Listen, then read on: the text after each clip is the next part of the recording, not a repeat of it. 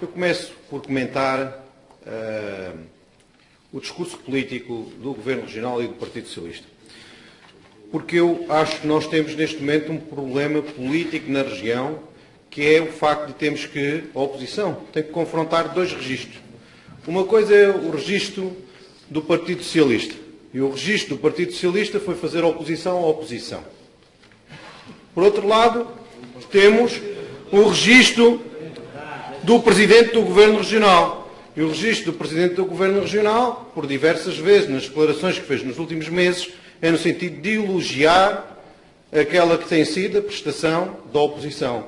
O Sr. Presidente do Governo Regional tem chamado a oposição e a oposição tem dito, presente, aqui estamos nós com as nossas ideias.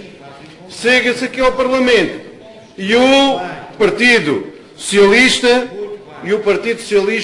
faz oposição à oposição e tem um discurso completamente diferente do que tem o discurso do Sr. Presidente do Governo Regional. Portanto, há aqui uma dupla personalidade, isto é quase um problema clínico. Temos que enfrentar um problema, na política açoriana temos que enfrentar um problema clínico de dupla personalidade. E é evidente que isto significa uma menor racionalidade no âmbito da política açoriana. Depois, há aqui um outro problema que nós temos que abordar.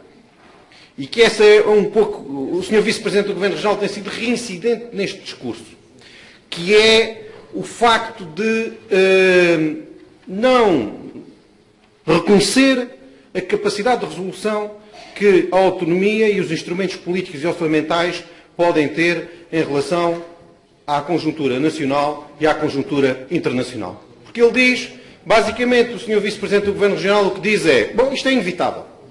A conjuntura internacional é esta, meus senhores, a União Europeia não resolve a questão e as políticas do Governo da República são estas. E, portanto, não há nada a fazer. E o que eu acho é que isto é a negação da capacidade dos instrumentos políticos e financeiros da região, no sentido de inverter a situação, de atenuar as medidas mais negativas, de atenuar a conjuntura mais negativa e de estabelecer uma capacidade de resposta própria. Porque senão eu pergunto, Sr. Vice-Presidente do Governo, então qual é a diferença entre os Açores e o Minho, por exemplo? Qual é a diferença entre os Açores e o Minho? Porquê é que nós temos uma política orçamental própria? Porquê é que nós temos capacidade legislativa própria? Nós temos que ter a capacidade de inverter este quadro. E o Sr. Vice-Presidente o que me pode dizer é, bom, mas há uma conjuntura. Há uma conjuntura que é negativa, é muito difícil. Com certeza que é muito difícil, mas esse é o grande desafio da autonomia, que é conseguir atenuar os fatores negativos através dos nossos próprios instrumentos. De outra forma, estamos a negar aquela que é a capacidade da autonomia açoriana. E a nossa razão de ser, no fundo. Depois, nós temos que reconhecer o seguinte. Nós temos problemas que são problemas estruturais. Eu acho que o problema que nós temos, que é o nosso calcanhar daqueles, é o facto de continuarmos a ser demasiado dependentes face ao exterior. As nossas receitas são receitas que em 50% dependem da República e da União Europeia. E esta é uma fragilidade tremenda. Esta é uma fragilidade tremenda. Enquanto a autonomia não conseguir superar esta dependência em relação ao exterior, porque me podem dizer é, nós nunca conseguiremos deixar de ser dependentes do exterior. Eu acho que a médio prazo, um dos grandes objetivos da autonomia açoriana deve ser diminuir a dependência face ao exterior. Porque se temos uma dependência em 50% face ao exterior, meus senhores, estamos muito dependentes da conjuntura e é quase impossível responder. Portanto, essa é que é a questão fundamental, diminuir a dependência face às verbas do exterior, e o Governo Regional, nestes 16 anos, não tem conseguido diminuir esta dependência face ao exterior. Problemas estruturais. Construção civil. Vou enumerar algumas questões mais sectoriais. Construção civil. Nós fizemos a tempo a transição de investimentos públicos massivos no âmbito da construção civil para uma diminuição gradual, para que o setor não caísse no vazio? Não o fizemos.